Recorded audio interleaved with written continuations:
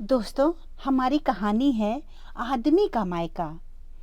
कमलेश और मंजू के शादी को कुछ दिन ही गुजरे थे। दोनों एक ही ऑफिस में काम करते थे। मंजू सुबह नाश्ता और टिफिन तैयार करती, उसकी सास भी उसकी मदद करती। दोनों सास बहू बिल्कुल माँ बेटी की तरह रहती। कमलेश और मंजू दोनों ऑफिस के लिए साथ जाते और शाम को साथ ही लौटते। एक दिन कमलेश की मामी जी अपने कमर दर्द के इलाज के लिए कुछ दिन उनके पास रहने के लिए आईं। कमलेश और मंजू के ऑफिस जाने के बाद मामी जी ने कहा, दीदी आप बहू के होते हुए सुबह उठकर नाश्ता और टिफिन बनाती हो। माँ बोली, तो क्या हुआ भाभी, सुबह बच्चों को तैयार होने में देर हो जाती है, मंजू भी मेरी मदद करती है। मामी जी बोली, देख लो दीदी, बहू को इतना सिर पर बिठाना अच्छी बात नहीं होती। और भी बहुत कुछ बोली। जब शाम को दोनों ऑफिस से लौटे तो रोज की तरह आज माँ ने चाय नहीं बनाई थी। कमलेश ने आवाज दी, माँ आपके हाथ की गर्मा गर्म चाय पिला दो, थकान उतर जाएगी। माँ बोली, बेटा अब शादी हो गई है तुम्हारी, अब माँ को नहीं पत्नी को बताया करो अपनी फरमाइशें। कमलेश हैरान था, आज माँ को क्या हो गया। रोज तो मना करने पर भी खुद ही चाय बना देती थी। जैसे ही कमलेश अंदर गया, इतने में माँ ने आवाज दी, आज खाना भी बनेगा कि नहीं, 7 बज गए, अब तक खाने की तैयारी शुरू नहीं हुई। मंजू भी हैरान थी। मंजू कमलेश से बोली, तुम्हें नहीं लगता माँ जी आज कुछ बदल सी गई हैं? अरे नहीं, ऐसे ही परेशान होंगी, मामी जी के आने से काम भी तो बढ़ गया है ना। फिर मंजू खाना बनाने चली गई। अगली सुबह मंजू की नींद थोड़ी देर से खुली। उसने सोचा, पहले तैयार हो जाऊं, माँ जी नाश्ता की तैयारी कर रही होंगी, फिर मैं बना दूंगी जल्दी जल्दी। मंजू नहाकर किचन में गई तो देखा माँ जी तो आज उठी ही नहीं।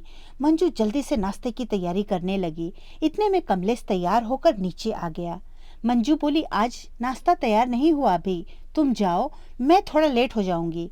कमलेश बोला, अरे चलो अभी, फिर बस से आओगी, आज कैंटीन में लंच कर लेंगे।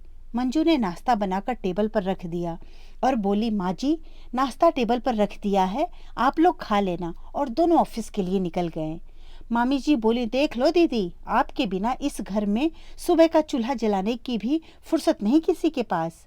अभी ये हाल है, कल को बच्चे होंगे तो कैसे चलेगा। कमलेश की माँ सुनती रही पर कुछ कहा नहीं। दोनों डॉक्टर के पास गई। डॉक्टर ने बोला, अब आप बस ये दवाई लेती रहें, आप जा सकती हो घर। हॉस्पिटल से ही मामी जी अपने घर चली गईं। कमलेश और मंजू शाम को आए, देखा घर में बिल्कुल सन्नाटा पसरा हुआ था। कमलेश ने पूछा, माँ मामी जी चली गईं क्या? हाँ, तुम्हें फुर्सत ही नहीं अब, कौन आता है घर कौन जाता है, ऐसे लग रहा है बेटे की शादी करके बेटा पराया कर दिया मैंने। ऐसे क्यों बोल रही हो माँ, मैं अभी भी आपका ही बेटा हूँ, आपके साथ ही तो रहता हूँ। चलो आज मैं अपनी माँ को अपने हाथों से बनी चाय पिलाता हूँ। माँ मुँह फेरते हुए बोली, नहीं बेटा, शादी के बाद पराया हो जाता है, अब बस यही रह गया था, तू थका हारा आया है, तू बनाएगा चाय, बीबी कहाँ है तेरी? बड़े ही आश्चर्य से कमलेश बोला, क्या हो गया है माँ आपको, वो भी तो थक हार के आई है, मैं बनाऊं वो बनाए एक ही बात है। कमलेश चाय बनाने चला गया। जैसे ही उसने मंजू को चाय के लिए बुलाया, माँ का गुस्सा 7वें आसमान पर पहुंच गया। वो अपने कमरे में चली गई। कुछ देर बाद मंजू ने शाम के खाने की तैयारी शुरू करी। वो आज सुबह से ऑफिस की भाग दौड़ से बहुत थक चुकी थी। इतने में कमलेश ने बोला, यार आज दाल चावल नहीं खाने, कुछ अच्छा सा बना लो। मैं भी थक कर आई हूँ कमलेश, मैं दाल चावल ही बना रही हूँ बस। रोज यूं ही छोटी छोटी बातों पर झगड़े होते रहें, पढ़ते रहें। मंजू ने ऑफिस की दूसरी ब्रांच में ट्रांसफ़र करवा लिया, जो घर से काफ़ी नज़दीक था, ताकि सुबह नाश्ता भी समय से बन जाए और वो रिक्शा से भी ऑफिस टाइम पर पहुंच जाए। कमलेश भी परेशान रहने लगा। एक दोस्त ने पूछा, आजकल कुछ बदला बदला सा नज़र आ रहा है, क्या हुआ है क्या कुछ? हाँ यार, फंस गया हूँ मैं। मंजू को कुछ कहता हूँ तो बोलती है, माँ के गुलाम हो गए हो। माँ को समझाऊं तो बोलती है, बीबी के गुलाम हो गए हो। क्या करूं मैं, समझ नहीं आ रहा। दोस्त बोला, यार फिर बीबी और माँ में से किसी एक को चुन ले।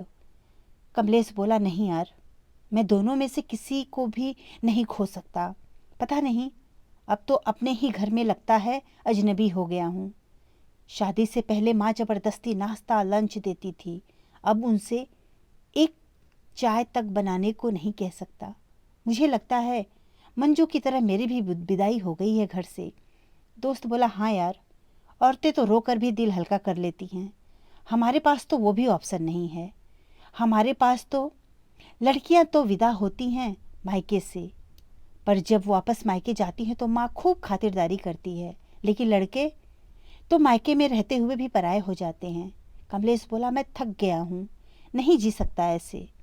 रात को मंजू और कमलेश की फिर से किसी बात पर कहा सुनी हो गई। मंजू बोली, तुम मेरी मदद करने में भी हिचकते हो कि माँ क्या कहेंगी? थोड़ी घर के कामों में मदद कर दोगे तो मुझे भी सहारा हो जाएगा। तुम तो अच्छे से समझते हो कि ऑफिस के काम के बाद कितनी थकान होती है। हाँ, पर मंजू, तुम नहीं समझ सकती। तुम अपनी माँ से बात करके मिल करके अपना दुख तो बता सकती हो। मेरे पास तो वो भी ऑप्शन नहीं। घर में रहते हुए भी अपने मन की बात नहीं बता सकता। ना तुम मुझे समझती, ना माँ। मैं कहाँ जाऊँ? मैं इतना तंग हो चुका हूँ कि मन करता है कि मर। इतना बोलकर कमलेश चुप हो गया। कमरे में सन्नाटा छा गया। मंजू ने तो ये सोचा ही नहीं। कमलेश का दुख सही था। मंजू कमलेश के पास गई, उसका हाथ पकड़कर बोली, अच्छा, मुझे माफ़ कर दो। मैंने कुछ ज़्यादा ही बोल दिया। चलो ठीक है, हम एक काम करने वाली रख लेते हैं। माँ जी का भी ध्यान रख लेगी और मेरे काम में भी मदद हो जाएगी। तुम परेशान मत हो, और ये मरने वाली बात अपनी जुबान पर दोबारा मत ले आना। किचन के बाहर खड़ी होकर माँ सब सुन रही थी। उनको आत्मग्लानि हुई कि भाभी की बातों में आकर अपने घर की शांति भंग कर ली। अपने बेटे के लिए पहले भी तो काम करती थी मैं, अब कर लूँगी तो कुछ बुरा नहीं इसमें।